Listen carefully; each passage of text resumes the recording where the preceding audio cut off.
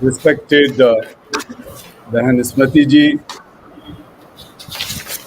sisters and brothers, today is a very important day when several stakeholders are discussing and having a serious consultation nationwide on the proposed bill against human trafficking.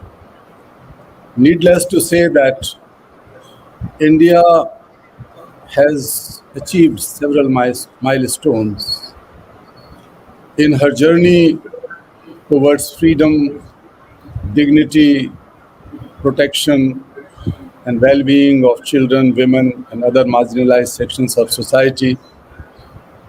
And now, I am so proud that Smriti ji, who is present here, our nation is going to take a big leap in this direction by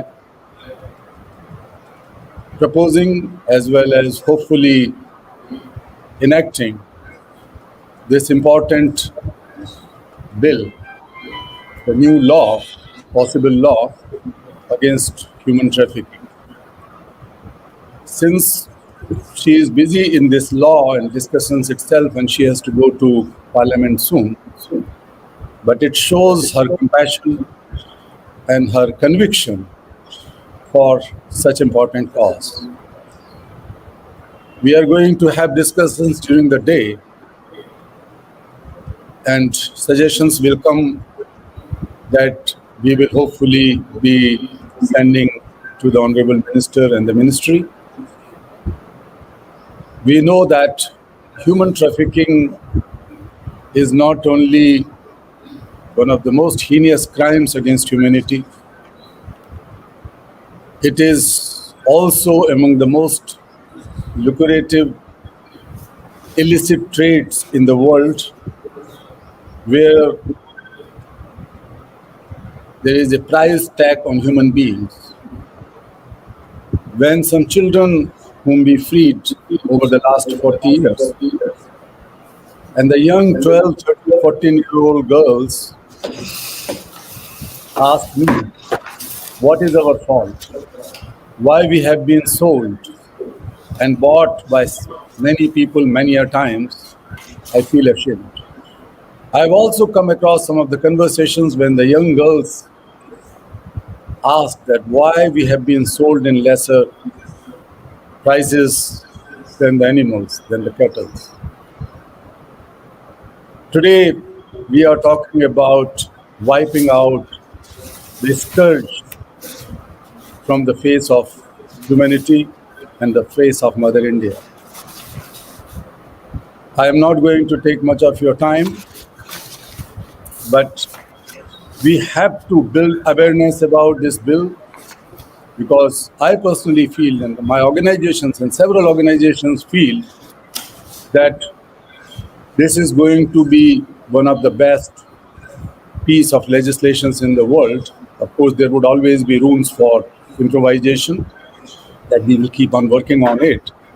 But today is the time that we have to put an end to this menace, and we have to build awareness, as I said, about this issue as well as about the law. But we also need active engagement of people. We have to explore untapped or less utilized, less tapped constituencies like the faith leaders and institutions like student unions or young groups or young organizations, apart from the conventional stakeholders. Thirdly, we have to build that sense of collective responsibility, the collective ownership. Because even if the law is passed, then everybody should feel that it is our law. We have to have that pride, and then for its enforcement, we need collective ownership. Because you cannot place police officers everywhere or any other agencies everywhere. Ordinary people have to take this responsibility and ownership. And finally, we have to build an ecosystem of accountability where the enforcement agencies, other groups should have that sense of accountability, but en masse we have to build the environment of collective moral responsibility and moral accountability. That moral accountability is key to ensure freedom and dignity of every child, every woman, every human being, every citizen of our nation.